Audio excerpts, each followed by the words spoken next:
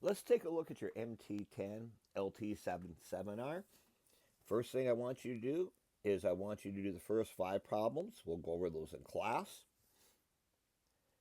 What we're going to learn is we're going to factor binomials by a difference of squares, and we're going to factor trinomials that are perfect squares. Pretty much the same thing we've been doing. The first one is a binomial.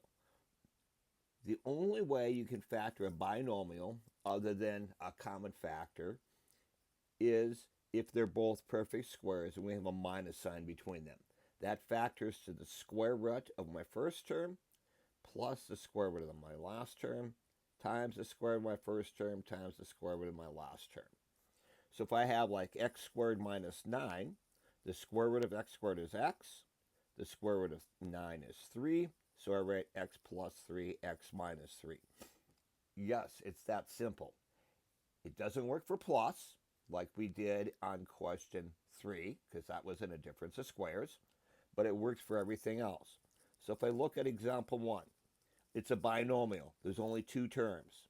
I could rewrite this. The square root of 81 is 9v, so it's 9v squared minus 8w squared. So I could write that as 9v plus 8w, 9v minus 8w, and we're done. Do you have to put that second line in there? No, but for me explaining it, I think it makes it simpler. Let's take a look at example 2. 1 is a perfect square. 144 is a perfect square. So it's 1 squared minus 12q squared. So I could write that as 1 plus 12q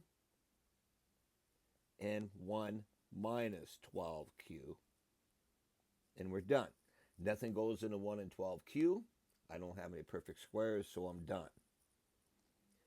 Now let's take a look at example 3. This was a little trickier. Well, the square root of x to the 4th is x squared.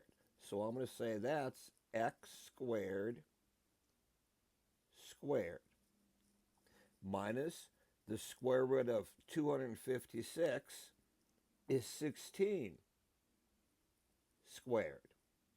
So I could write that as x squared plus 16 times x squared minus 16.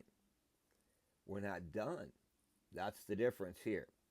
The first binomial I can't do anything with because it's x squared plus 16. But notice my second one, x squared minus 16, that's a difference of squares. So I can factor this one and say that is x squared minus 4 squared.